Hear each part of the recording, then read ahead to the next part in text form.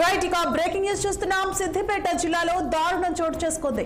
మర్కుక్ మండలంలోని కొండపోచమ్మ సాగర్ ప్రాజెక్టును చూసేందుకు 7 యువకులు బృందంగా వెళ్లారు.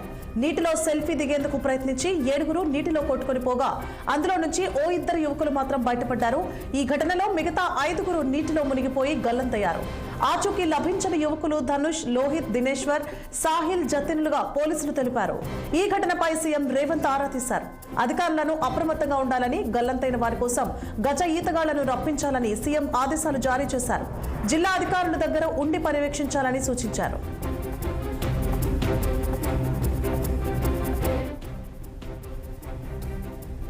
రైట్ ఇక ఇదే అంశానికి సంబంధించి మరింత సమాచారాన్ని మా ప్రతినిధి స్వామి అందిస్తారు. స్వామి, సిద్దిపేట జిల్లా పోచమ్మ సాగర్ ప్రాజెక్టులో ఈ రోజు హైదరాబాద్ చెందినటువంటి 7 20 సంవత్సరాల లోపు యువకులు ఎంజాయ్ చేయడానికి కొరకు సెల్ఫీలు తీయడం జరిగింది.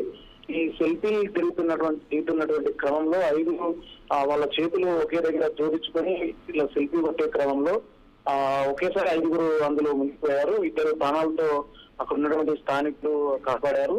ఈ 5 కొరకు మధ్యాహ్నం నుంచి కూడా పోలీసులు, ఇక్కడ ఉన్నటువంటి అధికారులు కూడా ఈ 5 శవాల కొరకు ప్రయత్నిస్తా ఉన్నారు. ముఖ్యంగా వీళ్ళు ఇక్కడికి ఎందుకు వచ్చారు ఏంది అనేది కూడా పోలీసులు పూర్తి స్థాయిలో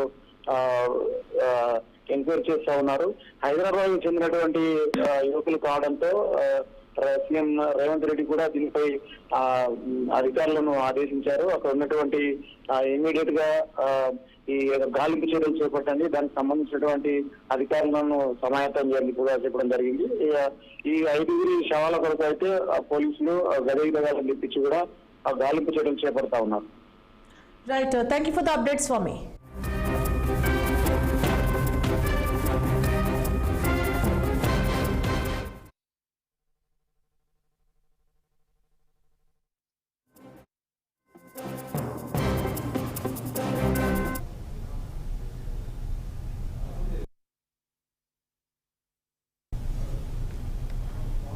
ప్రకాశం జిల్లా మార్కాపురం